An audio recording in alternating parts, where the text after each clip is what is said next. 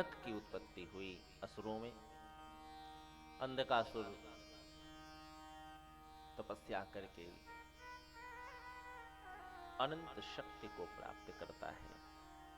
अमरता के वरदान को प्राप्त करने के लिए ब्रह्मा जी से प्रार्थना करता है। ब्रह्मा जी ने कहा, मैं अमरता का वरदान तो नहीं देता, लेकिन इतना कह सकता हूं कि वैरागी शिव तुम्हारा वध करेंगे।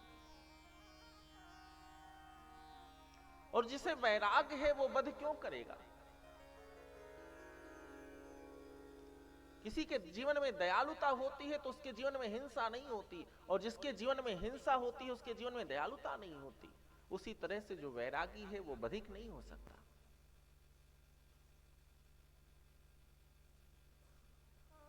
ब्रह्मा का वरदान है कि वैरागी शिव वध करेंगे,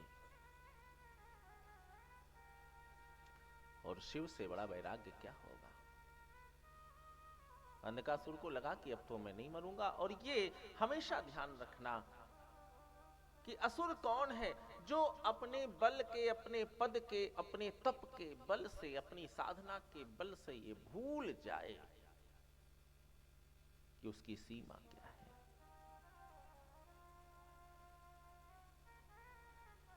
और हर अच्छी चीज देवता होती है, लेकिन हर अच्छी वस्तु, अच्छी चीज की अतिशयोक्ति ही दैत्य होती है।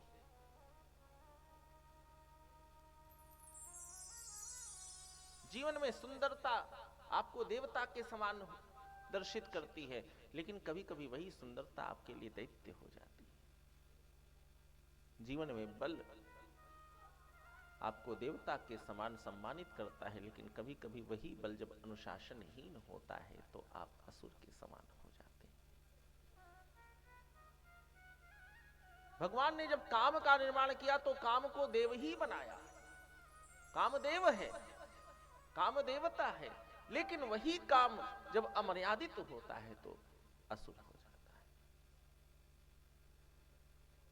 इसका अर्थ यही है कि जो अमर्यादित है वो असुर है। भागवत जी में वर्णन है कि एक दैत्य वंश परंपरा में राजा बलि का जन्म हुआ, लेकिन राजा बलि को दैत्य नहीं कहा गया। वंश परंपरा के आधार से प्रहलाद जी का जन्म दैत्य वंश में है, लेकिन प्रहलाद को कभी भी महाराज दैत्य नहीं कहा गया। ये तो परम भागवत है। प्रहलाद तालधारी, जहां भजन होता है, जहां कीर्तन होता है, और जब आप ताली बजाते हो तो ताली का जो स्वर निकलता है वो प्रहलाद है।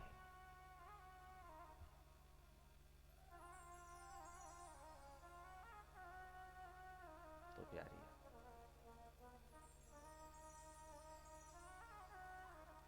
अंधकासुर को लगने लगा कि अब तो मेरी मृत्यु नहीं होगी। जबकि पहले से देखो तो चले आओ कि जितने भी राजा हुए, जितने भी भक्त हुए, जितने भी संसारी हुए, जिन्होंने जन्म लिया किसी भी रूप में, चाहे वह असुर के रूप में हो, चाहे जीव के रूप में हो, चाहे मनुष्य के रूप में हो, अंततो गत्वा उनकी मुक्ति हुई, शरीर छूटा। लेकिन इसके बाद भी पता नहीं क्यों ऐसा भाव इन दैत्यों के मन में आता है कि नहीं, मैं नित्य रहूं। संसार बड़ा प्रिय लगने लगता।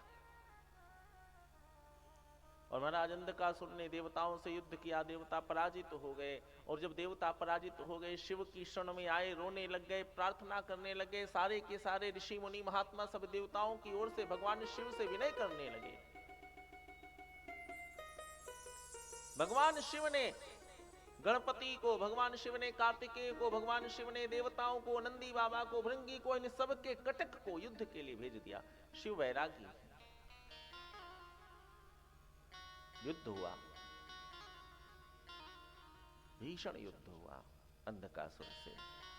और अंधकासुर ने जब देखा कि सेना तो आई है, युद्ध तो हो रहा है, गणपति युद्ध के लिए आए हैं, कार्तिकेय युद्ध के लिए आए हैं, तो अंधकासुर को तो बड़ा आनंद आया। क्यों? क्योंकि उसे तो पता है ब्रह्मा का आशीर्वाद है कि मारेंगे शिव, इसका मतलब मैं मरूंगा नहीं।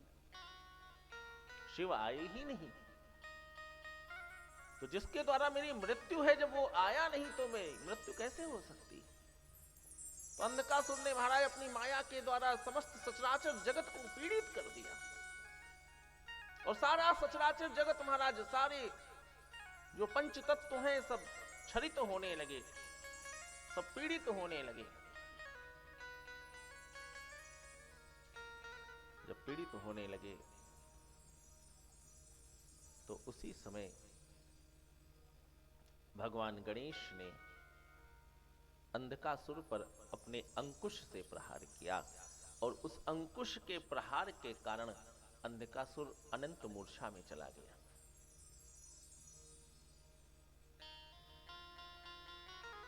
भगवान गणपति ने विचार किया कि भले मृत्यु इसकी शिव के हाथों है, लेकिन इसे सुप्त तो कर सकता हूं। मैं मार नहीं सकता, लेकिन सुला तो सकता हूं। इसके आतंक से संसार को बचा तो सकता हूं। कई प्रकार से संसार में जीवन की रक्षा की जाती है। किसी के शरीर में कोई रोग हो जाए, वो रोग समाप्त ना हो तो कम से कम ऐसी कोई औषधि का प्रयोग लगा देते हैं कि जिससे वो रोग शांत तो रहे। समस्या का समाधान ना हो तो कदाचित उस समस्या को दबाने का भी विधान है। तो प्यारे, भगवान गणपति ने अपने ज्ञान के द्वारा उसे मूर्छित कर दिया।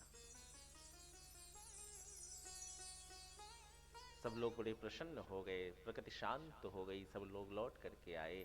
शुक्राचार्य ने देखा कि शुक्राचार्य का यह जो अंधक है, जो शिष्य है, आज ये मूर्छित अवस्था में है। और ध्यान रखना, बौद्धिक मूर्छा को, अज्ञान की मूर्छा को महाराज गुरु दूर कर देता है।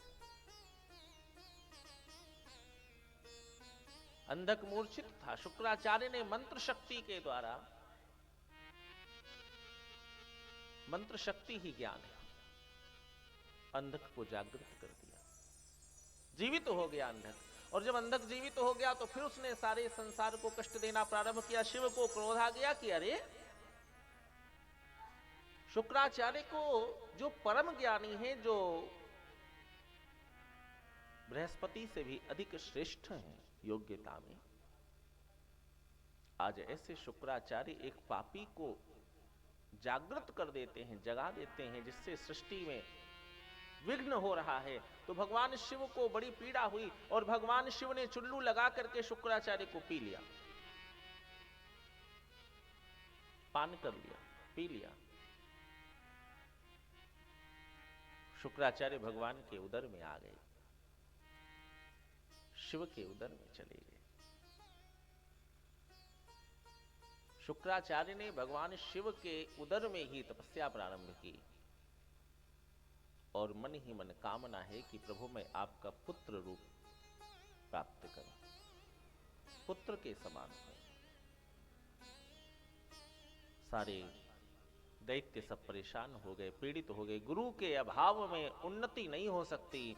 आज सारे दैत्य सब पीड़ित हो गए, देवताओं ने मार मार करके स्वर्ग से भगा दिया, सब लोग दुखी हो गए। सारे दैत्य शुक्राचार्य को ढूंढने लगे, शुक्राचार्य जी कहां हैं, शुक्राचार्य जी कहां हैं।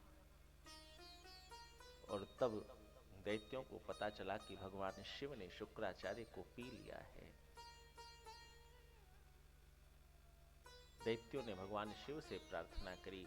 शुक्राचार्य ने भगवान शिव से उदर में ही बैठे बैठे प्रार्थना करी, प्रभु मैं आपका अंश हूं, मेरी रक्षा करिए, मुझे जन्म दीजिए। और तब भगवान शिव ने शुक्राचार्य को महाराज लघु शंका के माध्यम से, शुक्र के माध्यम से प्रकट किया। शुक्राचार्य ने भगवान शिव की पावन स्तुति की, वंदन किया और उसके उपरांत महाराज दैत्यों के राजा अंधक को आज समझाया कि हे अंधक, हे राक्षस, तुम अपनी वृत्ति को शांत कर लो। आज गुरु भी मार्ग को बदल रहा है। आज गुरु भी चाहता है कि शिष्य अनुकूल हो जाए, शिव के अनुकूल हो जाए, लेकिन अब जीवन भर शिव को बैरी मानने वाला, जीवन भर देवताओं को बैरी मानने वाला, उसके जीवन में एक भाव बन गया, नहीं ये तो मेरे शत्रु हैं। और जब भाव बन जाता है तो व्यक्ति फिर चाहे जितना प्रयास करे वो भाव बदलता नहीं। ध्यान रखना, एक बार पवित्र भाव बन गया तो फिर वो भी नहीं बदलता, और एक बार दूषित भाव बन गया तो भी नहीं बदलता। तो आज शुक्राचार्य बार बार अंधकासुर को समझाते हैं कि हे अंधकासुर, शिव की भक्ति करो, शिव से युद्ध करने में क्या है। लेकिन अंधकासुर कहता है नहीं, मेरे जीवन में भक्ति है ही नहीं, मैं भक्ति नहीं कर सकता, मैं तो शिव को शत्रु मानता हूं, मैं तो देवताओं को शत्रु मानता हूं।